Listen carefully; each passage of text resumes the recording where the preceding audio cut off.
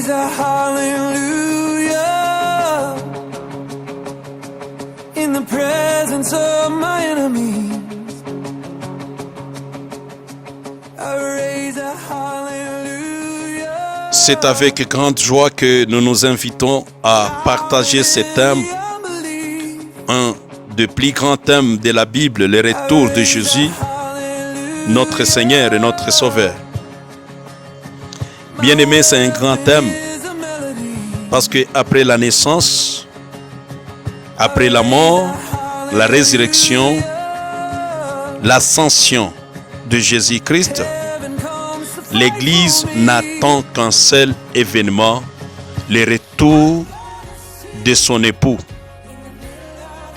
Bien-aimé, nous devons être dans la joie d'être dans ce thème qui nous rappelle, qui veut nous montrer le retour du mari, de notre mari. Vous savez, quand on connaît que le mari vient, quand la femme connaît que son mari vient, qu'est-ce qu'elle fait? Elle est dans la joie, elle est dans l'allégresse, elle est dans les danses. Elle se prépare, elle se lave. Tu vois, elle se sanctifie. Et elle s'habille. Elle arrange la maison. Elle regarde qu'est-ce que le mari va prendre parce qu'il vient.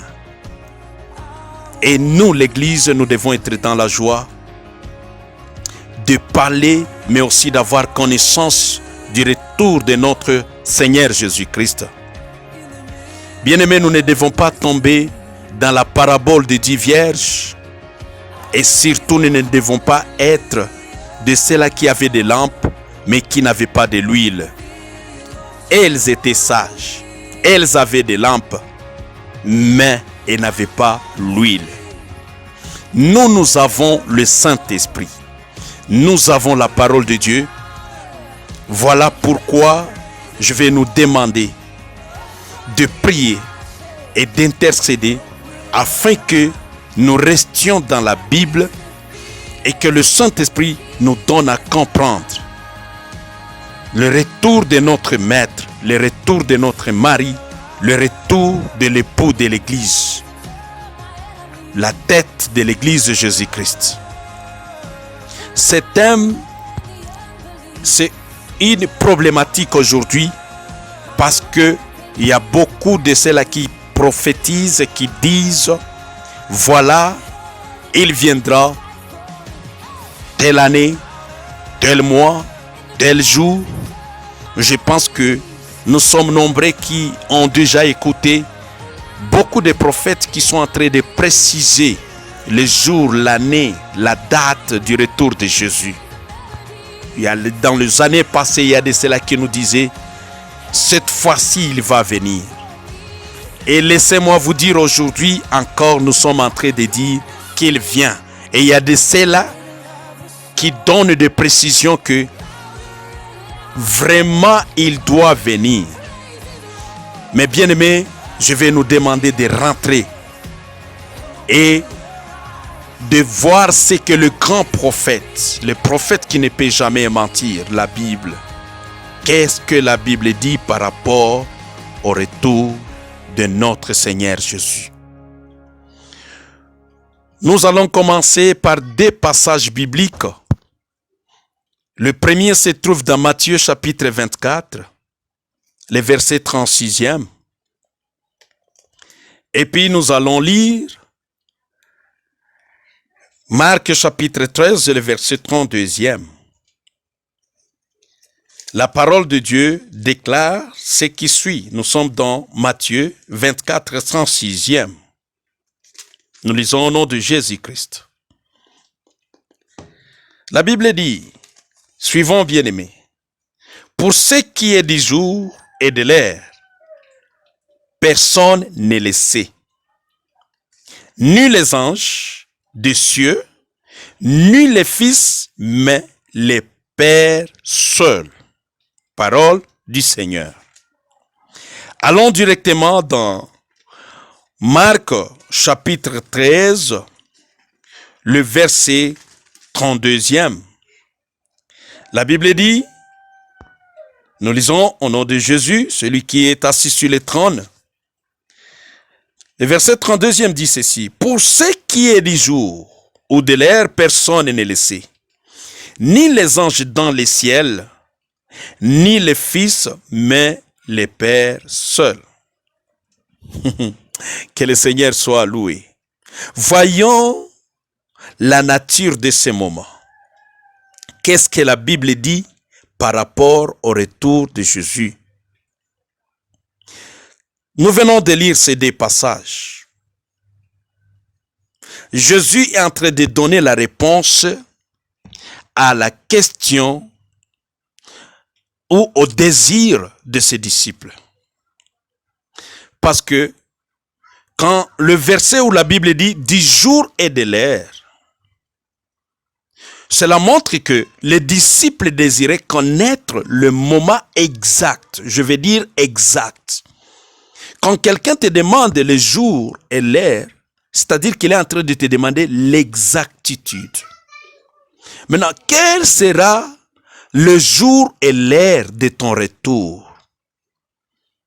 Comment ces choses s'accompliraient? C'était la question ou la préoccupation des disciples. Mais je vais nous demander de voir Actes des Apôtres, chapitre 1, le verset 7. La Bible prouve noir sur blanc qu'il ne leur appartenait pas de le savoir.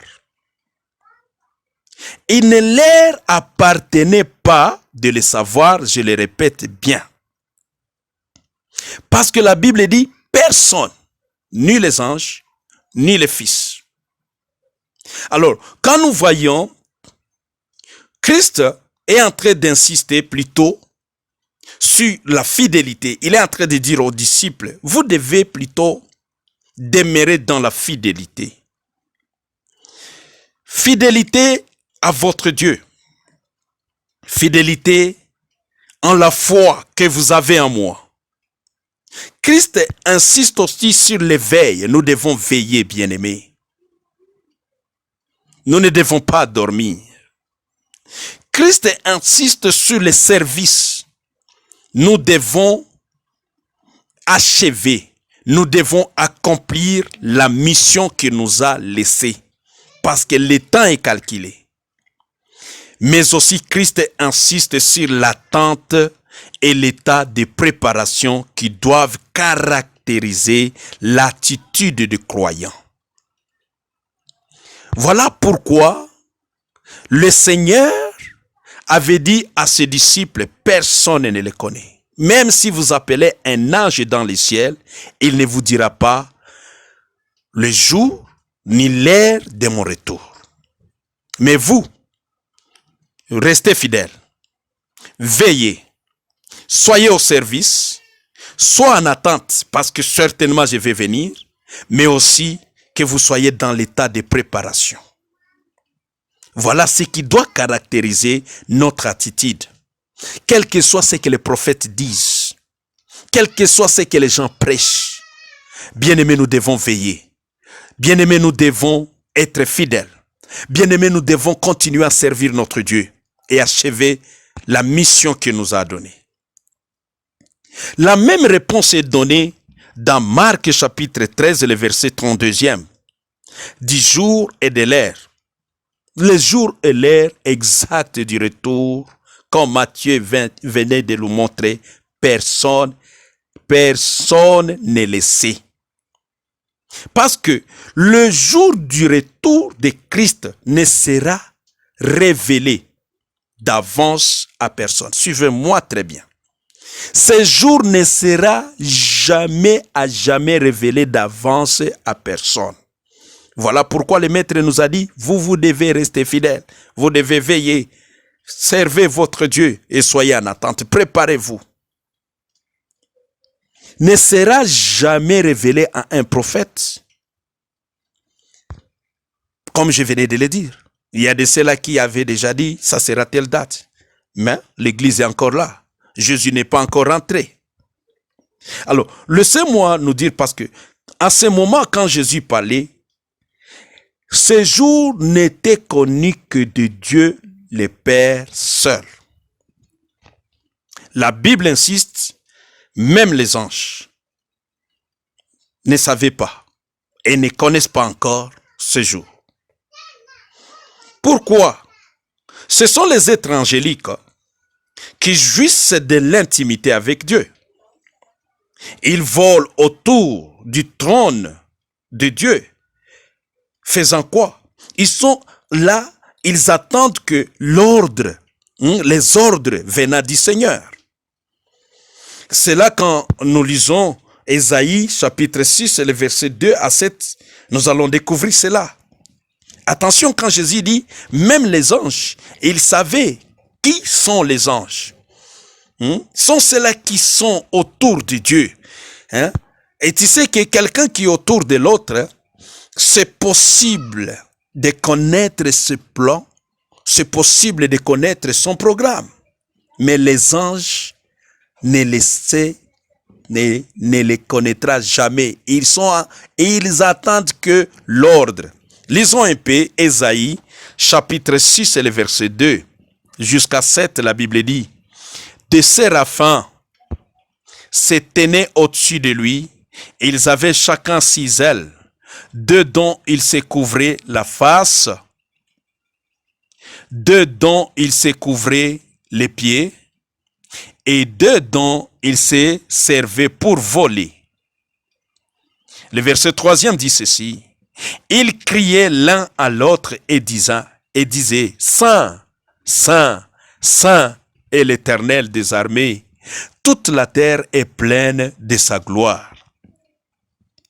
Le portes firent ébranler, ça c'est le verset 4. Le portes firent ébranler dans leur fondement par la voix qui retentissait, et la maison se remplit de fumée. Le verset 5.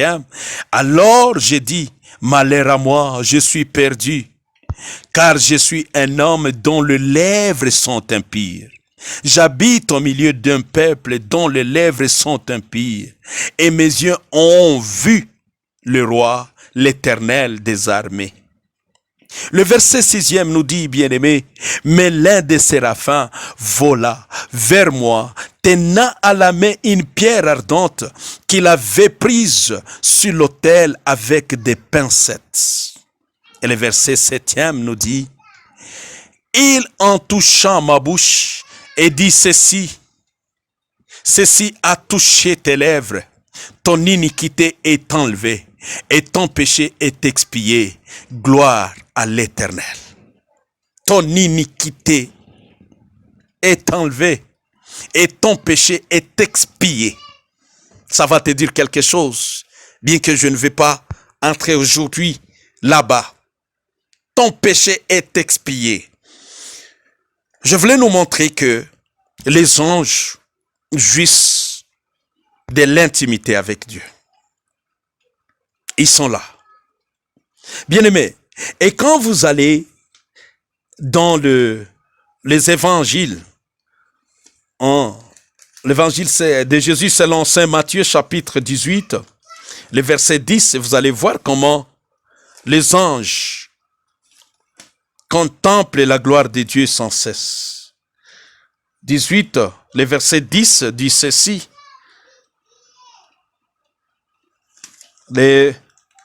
Matthieu 18, verset 10 dit ceci.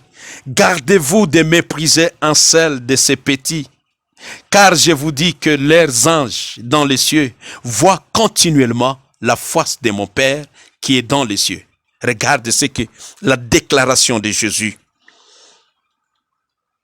La déclaration de Jésus. Quand il parlait concernant la brebis égarée, il dit faites attention. Gardez-vous de mépriser un seul de ces petits. Est-ce que nous pouvons nous imaginer? Le ciel nous connaît, bien-aimés. Et Jésus dit, personne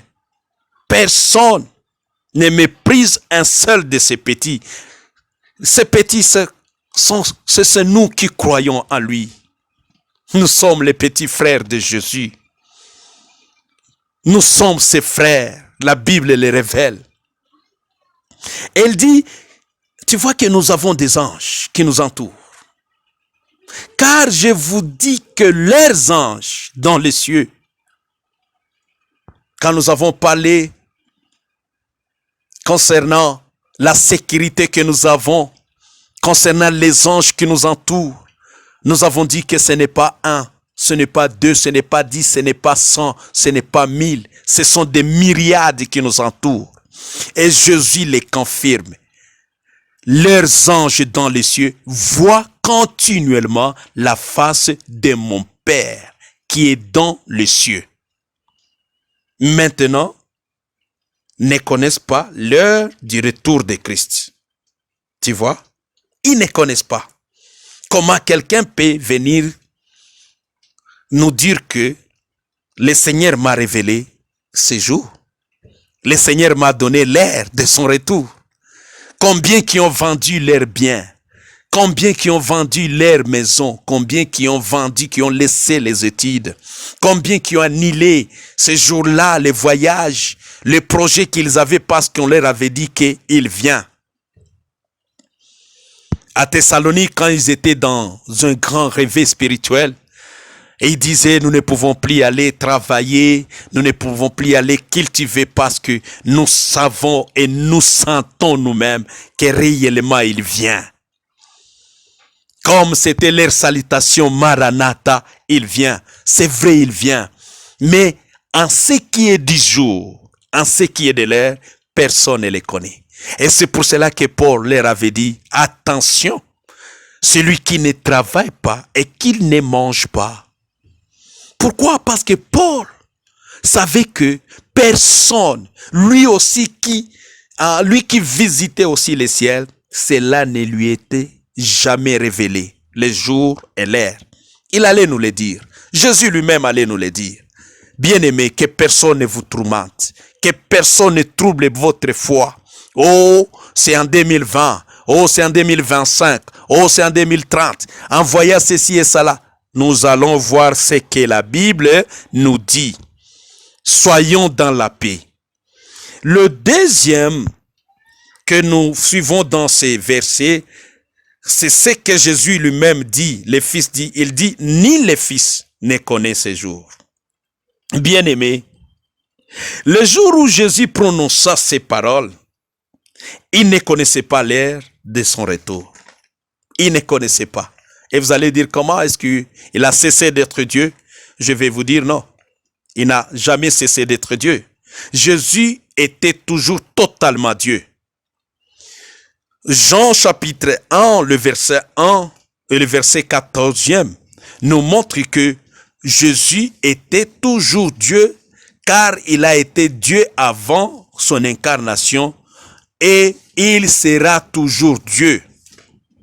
La Bible dit, Jean, chapitre 1, le verset 1, dit ceci, « Au commencement était la parole, et la parole était avec Dieu, et la parole était Dieu. » Le verset 14e dit ceci, « Et la parole a été faite chair, et elle a habité parmi nous, pleine de grâce et de vérité. Et nous avons contemplé sa gloire, et une gloire comme la gloire du Fils unique venu du Père. » Tu vois, il n'a pas cessé d'être Dieu. Mais pendant ces moments, pendant son séjour terrestre, quand nous lisons Philippiens chapitre 2, le verset 6e à 8, nous allons découvrir que lui-même, il s'est volontairement limité quant à certains de ses attributs. Il s'est lui-même volontairement limité. Voyons ce que la Bible dit, bien-aimés. Nous sommes en train d'étudier la Bible. Nous ne sommes pas pressés parce que nous devons connaître que le retour de Jésus est certain et que personne ne vienne nous tromper par ses propres pensées. Nous sommes dans Philippiens chapitre 2, le verset 6e à 8, la Bible dit ce que suit, nous lisons au nom de Jésus, 6 à 8, lesquels existant en forme, Suivez maintenant. Lesquels, existant en forme de Dieu, n'a point regardé comme une proie à arracher d'être égal à Dieu, mais s'est dépouillé lui-même en prenant une forme de serviteur, en devenant semblable aux hommes et ayant paru comme un simple homme. Il s'est humilié lui-même, alléluia, se rendant obéissant jusqu'à la mort, même jusqu'à la mort de la croix. Que le Seigneur soit élevé à jamais. Jésus, nous voulons te dire que nous t'aimons parce que tu nous as aimés les premiers, Seigneur. Que ton nom soit exalté, que ton nom soit loué, Seigneur. Merci parce que tu t'es humilié seul, afin que tu nous rachètes, ô Dieu de gloire, de nos péchés. Alléluia. Bien-aimés, nous venons de voir ce que la Bible nous dit. Et je vais nous dire encore une chose. Quand vous voyez ce que la Bible dit, Jésus manifestait tout ce qu'il faisait. Il le faisait seulement à l'invitation de son Père. Il a manifesté son omniscience à plusieurs occasions, mais il laissait à ce que son Père puisse lui conduire et lui diriger en tout. Pendant son séjour terrestre. La Bible dit quoi? Dans Jean chapitre 4, le verset 32, 34e. Jean chapitre 4, le verset 34e. Qu'est-ce que la Bible dit, bien-aimés? Suivons. Jean 4, 34e. Jésus leur dit, ma nourriture est de faire la volonté, voilà, de celui qui m'a envoyé et d'accomplir son œuvre. C'est ce qu'il dit, d'accomplir son œuvre. Ah, voyons chapitre 5 du même évangile de Jean. Chapitre 5, le verset 30e. La Bible continue à dire, je ne puis en rien faire de moi-même. Alléluia. Selon que j'entends, je juge et mon jugement est juste. Parce que je ne cherchais pas ma volonté, mais la volonté de celui qui m'a envoyé. Vous voyez que il est manifesté seulement à l'invitation de son Père. Ce qu'il faisait, il laissait son Père être glorifié. Le chapitre 6e et le verset 38 du même évangile de Jean, la Bible dit quoi? Le verset 38e. Mais je vous l'ai dit, vous m'avez vu et vous ne croyez point. Le chapitre 38e. Ça, c'était 36e. 38 dit ceci. Car je suis descendu du ciel pour faire non ma volonté, mais la volonté de celui qui m'a envoyé. Jésus, sois élevé à jamais. Sois élevé à jamais. Bien-aimé, dans son séjour céleste, il ne voulait pas faire sa volonté. Il laissait le Père faire tout. Voilà pourquoi il dit, ni le Fils ne connaît ses jours. Mais en ce qui est de son omniscience, il prouvait cela. Jean chapitre 2, le verset 25. Nous sommes toujours dans Jean chapitre 2, le verset 25. Vous allez voir que il n'a jamais cessé d'être Dieu. Qu'on ne vous trompe jamais. 2, 25 dit ceci. Et parce qu'il n'avait pas besoin qu'on lui rendît témoignage d'aucun homme, car il savait lui-même ce qui était dans l'homme. Tu vois? Il est Dieu. Il n'a jamais cessé d'être Dieu. Même le chapitre 13e de Jean, le verset 3, nous dit quoi? Nous devons connaître notre parole. Nous devons connaître notre Bible bien-aimée. Chapitre 13, le verset 3e dit ceci de Jean. Jésus qui savait que le Père avait remis toutes choses entre ses mains, qu'il était venu de Dieu et qu'il s'en allait à Dieu. Il savait que le Père avait remis toutes choses entre ses mains qu'il était venu de Dieu et qu'il s'en allait à Dieu. Voilà qu'il était Dieu. Nous bénissons Dieu pour cette introduction. Mais avant de les terminer, je vais nous rappeler encore que Jésus désirait dans son humanité travailler sous l'ordre de son Père. Il ne désirait pas connaître ce que le Père ne lui révélait pas. Voilà, c'est ce que je voulais dire. Ce que le Père lui donnait, c'est ce qu'il donnait aussi. Et c'est ce qui doit être, ça doit être notre habitude, notre caractère, nous serviteurs de Dieu. Ne jamais dire, ne jamais prophétiser ce que la Bible ne dit pas. C'est souligné dans Jean chapitre 15, le verset 15. La Bible dit, j'aime beaucoup la parole de Dieu parce qu'elle parle plus qu'un homme. Jean 15, 15 dit, je ne vous appelle plus serviteur parce que le serviteur ne sait pas ce que fait son maître. Mais je vous ai appelé ami parce que je vous ai fait connaître tout ce que j'ai appris de qui? De mon Père. Gloire à Jésus. Et maintenant, c'est là qui vient nous dire, c'est tel jour, c'est tel mois, c'est telle date.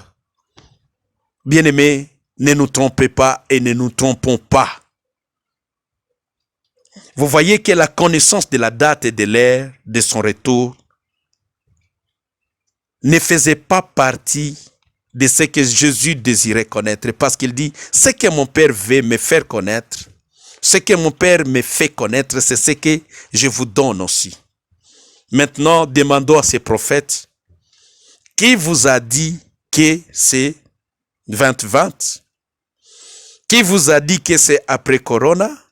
Qui vous a dit que c'est pendant ce temps qu'on est en train d'ajouter tous les jours le confinement? Bien-aimés, qu'on ne nous trompe pas. Laissez-nous terminer cette introduction en disant que après la résurrection de Jésus,